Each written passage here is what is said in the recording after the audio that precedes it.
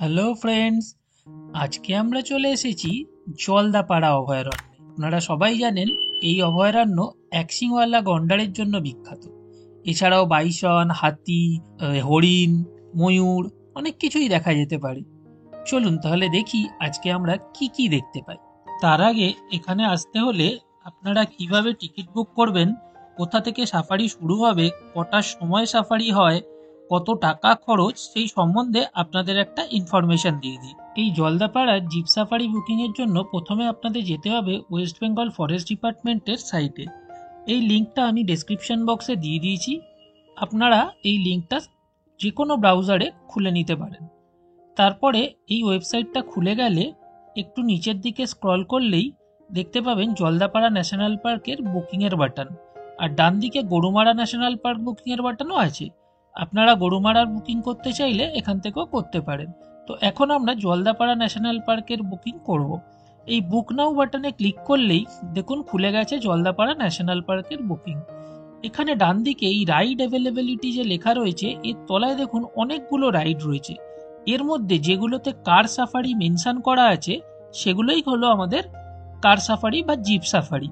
আর যেগুলোতে মেনশন করা নেই, এই যে বুক হলং আর বুক এনইসি ওয়াচ টাওয়ার, এগুলো হলো এলিফ্যান্ট সাফারির জন্য বুকিং। তো এই এলিফ্যান্ট সাফারির বুকিং সম্বন্ধে জানতে হলে আমার এলিফ্যান্ট সাফারির ভিডিওটা আই বাটনে দিয়ে দিলাম, ডেসক্রিপশন বক্সেও লিঙ্কটা দিয়ে দিলাম, ওটা দেখতে পারেন। আর এই বুক টেস্টটা আপনারা ক্লিক করবেন না, এটা কোনো একটা ভুল লিঙ্ক এখানে রয়েছে টেস্টিং এর জন্য, এটা দিয়ে কিন্তু কিছু বুকিং হয় না। তো আজকে আমরা মাদারিহাট কার সাফারি বুকিং করে আপনাদের দেখাবো। এই দেখুন বুকিং এর পেজ খুলে গেছে। এখানে লেখা রয়েছে 5 বছরের নিচে বাচ্চাদের কোনো চার্জেস লাগে না। তো তারপরে আপনাদের এখান থেকে একটা ডেট সিলেক্ট করতে হবে। তো আমি একটা র্যান্ডম ডেট সিলেক্ট করলাম। এখন আমি একজন পার্সন দিয়েই দেখাচ্ছি। এরপর এখানে রুট সিলেক্ট করতে হবে। এই রুটটা সিলেক্ট করে আমি ইন্ডিয়ান সিটিজেনে টিক মারলাম।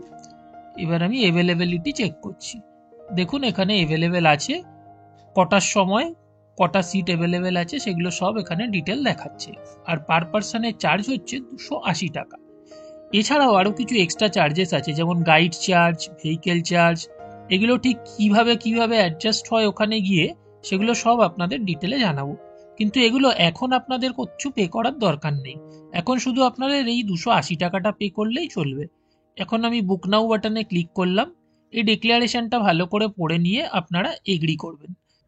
তো এখানে দেখতে পাচ্ছেন কন্টিনিউ অ্যাজ গেস্ট বলে একটা অপশান দিয়েছে। যদি আপনি আর existing log in ID password থাকে তাহলে আপনি এই ডান দিকে সাইন ইন বাটনটায় ক্লিক করে লগ ইন করে নেবেন। আর নইলে এখানে আপনার first name, last name, email ID, phone number দিয়ে দেবেন, যাতে সেই ইমেল আর ফোনে আপনার বুকিংয়ের ডিটেলস ইনফরমেশান আসতে পারে। এখানে যেহেতু আমি একজন মেম্বারের বুকিং দিয়েছিলাম, তাই একজনেরই নাম দেওয়ার জায়গা এসেছে। তো আমি এখানে একটা টেস্ট ডেটা দিয়ে আপনাদের দেখাচ্ছি। কিছু র্যান্ডাম ভ্যালু আমি সিলেক্ট করছি। এখানে আইডি কার্ড, একটা আধার কার্ড দিলাম। এখানে বিভিন্ন রকম আইডি কার্ডের প্রুফ দেওয়ার জায়গা আছে, কিন্তু এগুলো আপনাকে সঙ্গে করে নিয়ে যেতে হবে। ওখানে কিন্তু জেরক্স দরকার পড়ে, আপনারা যেটাই এখানে দেবেন সেটার জেরক্স কিন্তু অবশ্যই নিয়ে যাবেন। এবার আমি এখানে নেক্সট বাটনে ক্লিক করছি। এখানে দেখুন আপনারা টাইমিং চুজ করতে পারেন। তো আমি এই 8:30টার টাইমিংটা দিয়ে নেক্সট করলাম। নেক্সট পেজে যাওয়ার সাথে সাথে এখানে দেখুন দেখাচ্ছে আমাকে 280 টাকাই পে করতে হবে। এখানে কোনো কিছু এক্সট্রা পেমেন্ট করার দরকার নেই। তবে আমি আপনাদের রেকমেন্ড করব এখান থেকে অনলাইন বুকিং করে যাওয়াটাই ভালো, যদি আপনারা পিক সিজনে যান। নইলে আপনারা ওখানে গিয়েও সিট অ্যাভেলেবেল থাকলে কাউন্টার থেকেও টিকিটটা বুক করতে পারেন। আর বাকি কি কি খরচা লাগবে সেটা আমি আপনাদের পরে দেখাচ্ছি ওখানে গিয়ে। আমরা এখন এসে গেছি জিপ সাফারির জন্য। এই জিপ সাফারিটা একদমই অরণ্য ট্যুরিজম প্রপার্টির সামনে থেকেই হয়। ওই যে দেখুন ওই দিকে দেখা যাচ্ছে অরণ্য ট্যুরিজম প্রপার্টি, যেটা জলদাপাড়া ট্যুরিস্ট লজ নামে পরিচিত। ওয়েস্ট বেঙ্গল গভর্নমেন্টের ট্যুরিজম ডিপার্টমেন্টের আন্ডারে পড়ে। তো এর সামনেই একদম জিপ সাফারি স্টার্ট হয়। এটা হচ্ছে টিকিট কাউন্টার। তো আমরা অনলাইন রিজার্ভেশন করে এসেছি। আপনি অনলাইন না এসে এখান থেকেও রিজার্ভেশন করতে পারেন, কিন্তু যেহেতু পাওয়া যায় না সেই জন্য অনলাইন করে আসাই ভালো। কিন্তু অনলাইন করে এসেও এখান থেকে টিকিটটা আপনাকে নিতে হবে, মানে গিয়ে ওই অনলাইনের ডকুমেন্টটা জমা করতে হবে, সঙ্গে আইডি প্রুফ দিতে হবে। এবার কত কি খরচ খরচা লাগছে সেটা আমি ওখানে গিয়ে করে আপনাদের জানাচ্ছি।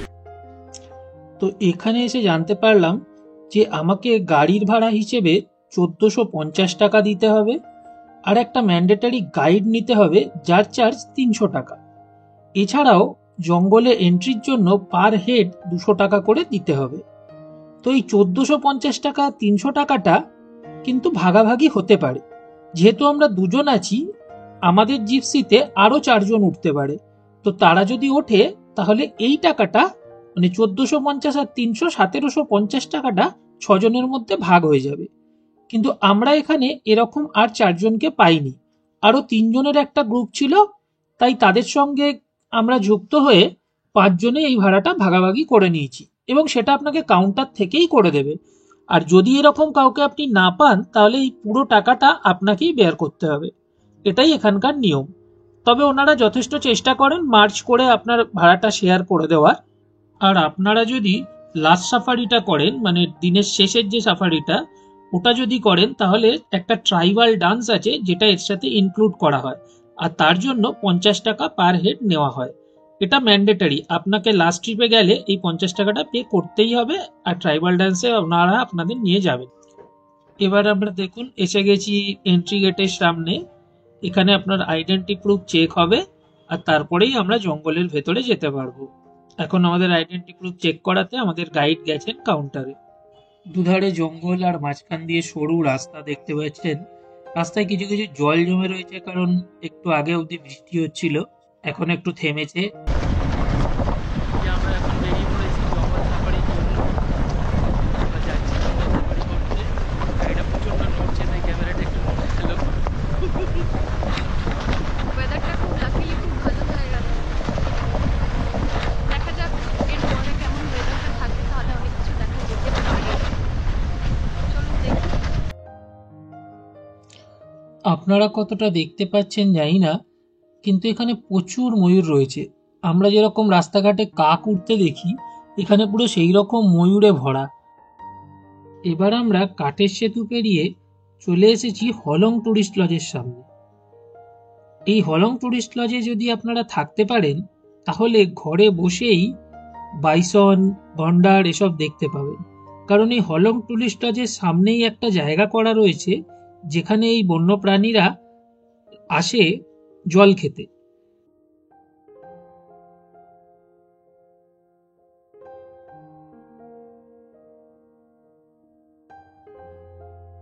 তো এই দেখুন এখন একটা বাইসনের দল এসছে, তো আমরাও এখানে এসেছি দেখতে। এক পাল বাইসন ঘুরে বেড়াচ্ছে, আপনারা নিশ্চয়ই দেখতে পাচ্ছেন। আর সামনে দেখুন তার দিয়ে এই জায়গাটাকে ব্যারিকেড করা আছে। এরপরে একটুখানি জল, আর তারপরেই যে ল্যান্ডটা ওখানেই সল্ট দেওয়া থাকে। এই সল্ট খেতে এই বন্যপ্রাণীরা খুব ভালোবাসে, তো সেই কারণেই ওরা এখানে চলে আসে। তো এখানে থাকলে সারা দিন রাত আপনারা বসে দেখতে পাবেন বিভিন্ন ধরনের বন্যপ্রাণী। তো এই হচ্ছে সেই হলং টুরিস্ট লজ। তো এখানে অ্যাকচুয়ালি বুকিং পাওয়াটা খুবই মুশকিল। 30 দিন আগে থেকে বুকিং শুরু হয়। আমিও চেষ্টা করেছিলাম কিন্তু এখানে বুকিং পাইনি। আপনারাও চেষ্টা করে দেখতে পারেন, এই ওয়েস্ট বেঙ্গল ট্যুরিজমের সাইটেই এর বুকিং পাওয়া যায়। যদি পান তাহলে এখানে থাকলে খুব সুন্দরভাবে এই জঙ্গলটাকে আপনারা উপভোগ করতে পারবেন। এরপরেই পথে যেতে যেতে চোখে পড়ল একটা হাতিকে মাউথ স্নান করাচ্ছে। এগুলো অবশ্য পোষা হাতি, এগুলো জঙ্গলি হাতি নয়। দেখুন কি সুন্দর জলের মধ্যে স্নান করছে।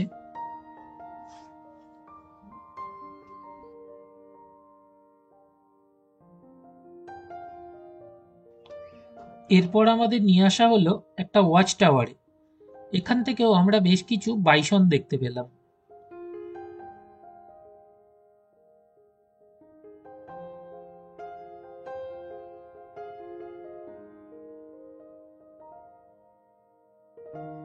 হ্যালো ফ্রেন্ডস, আমরা আজকে ঘুরতে এসেছি।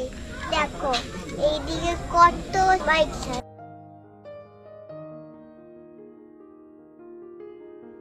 এরপরে চোখে পড়ল আরো একটা পোষা হাতি, এখানে দাঁড়িয়ে গাছ খাচ্ছে। এছাড়াও আমরা আরো হরিণও দেখতে পেয়েছি। সবকিছু তো আর ক্যামেরা বন্দি করা যায় না, অনেক দূর থেকে ছিল বলে সেই বিলুপ্তপ্রায় হরিণটাকে আর আমরা ক্যামেরাবন্দি করতে পারলাম না।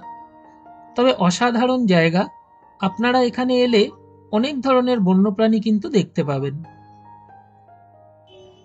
ফেরার পথে অবশেষে আমরা দেখতে পেলাম এই জলদাপাড়া অভয়ারণ্যের সেই বিখ্যাত একশিংওয়ালা গন্ডার। আপনাদের একটু জুম করে দেখাবার চেষ্টা করি, হয়তো গ্রাফিক্সটা একটু ফেটে যেতে পারে, যতটা সম্ভব আমি একটু জুম করার চেষ্টা করলাম।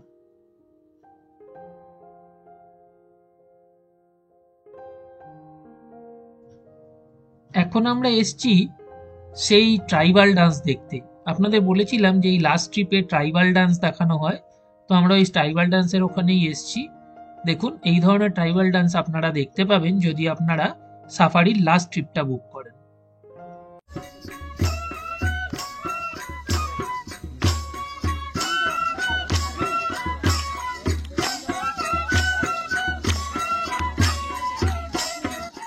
আর এইখানে আপনারা চা, ঝালমুড়ি, ফুচকা, মোমো এইসব কিছু স্টলও পাবেন।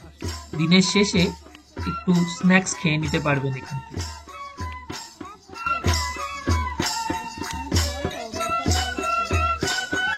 আশা করি আমি আপনাদের জলদাপাড়া জিপ সাফারির ওপরে একটা ইনফরমেশন দিতে পারলাম। যদি আপনাদের ভিডিওটা ভালো লেগে থাকে তাহলে লাইক আর শেয়ার করবেন। আর যদি আমার চ্যানেলে নতুন হয়ে থাকেন তাহলে সাবস্ক্রাইব বাটনটা প্রেস করে বেল আইকনটা প্রেস করে দিন আরও নতুন নতুন আপডেট পাওয়ার জন্য।